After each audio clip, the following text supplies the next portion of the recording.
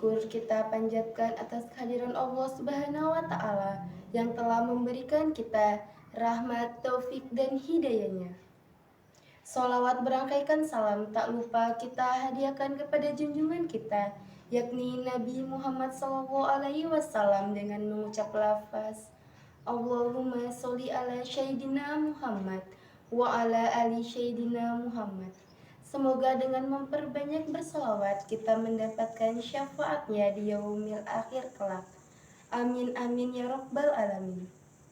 Teman-teman, berdirinya saya di sini ingin menyampaikan dakwaan singkat saya yang berjudul kematian.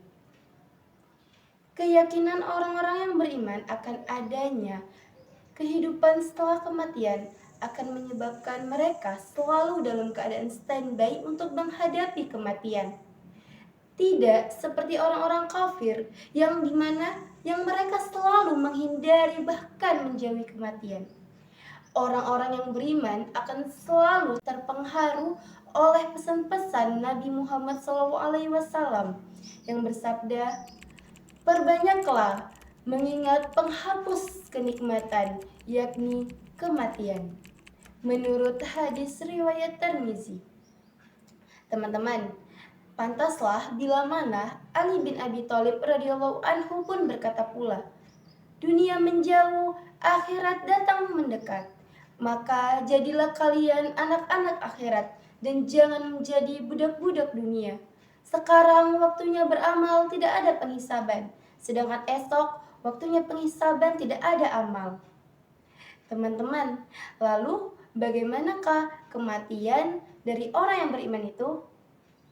Nah, jadi menurut hadis Nabi Muhammad SAW yang bersabda, kematian orang beriman yaitu ketika mereka meninggal dengan kening yang penuh dengan keringat.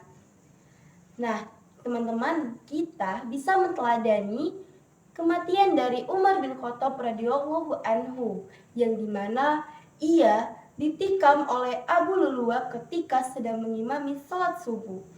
Kemudian Umar pun jatuh tersungkur bergelimbangan darah.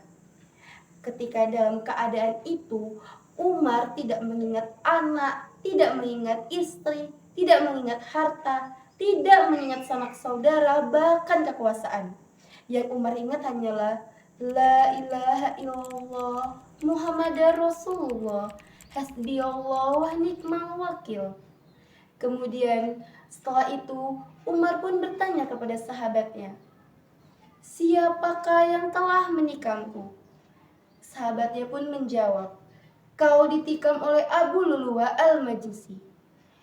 Ketika itu Umar pun berkata, "Segala puji bagi Allah yang telah membuatku terbunuh di tangan orang yang tidak pernah tunduk kepadanya walaupun hanya sekali." Dan kemudian Umar pun mati syahid. Nah, jadi teman-teman, kalian pasti sering mendengar yang namanya mati syahid. Nah, tanda-tanda orang yang mati syahid itu ketika ia meninggal dalam keadaan sedang mencari ilmu, sedang mencari nafkah, sedang dalam keadaan hamil, sedang sholat. Bahkan ada juga yang menyatakan bahwa orang yang mati syahid itu bisa saja sedang dalam keadaan sakit, seperti sakit perut. Tanda-tanda itu merupakan tanda-tanda mati syahid yang dimana seseorang meninggal dalam keadaan membawa iman.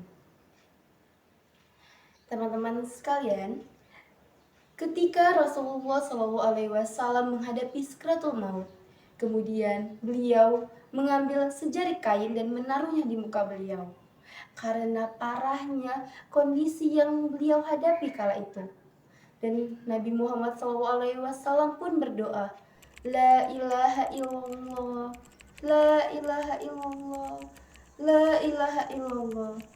Ya Allah, sungguh sakratul maut itu sangat pedih. Ya Allah, bantulah aku untuk menghadapi sakratul maut. Ya Allah, ringankanlah sakratul maut ini untukku.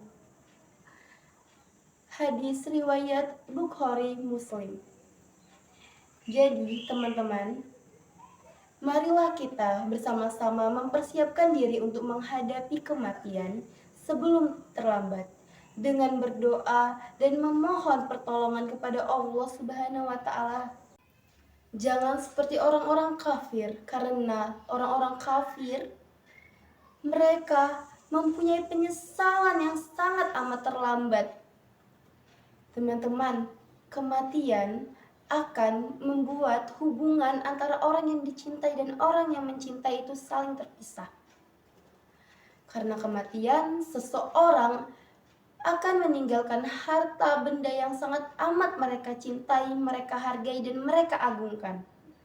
Kematian itu milik semua makhluk Allah, baik manusia, hewan, tumbuhan, bahkan malaikat dan jin pun merasakan yang namanya kematian.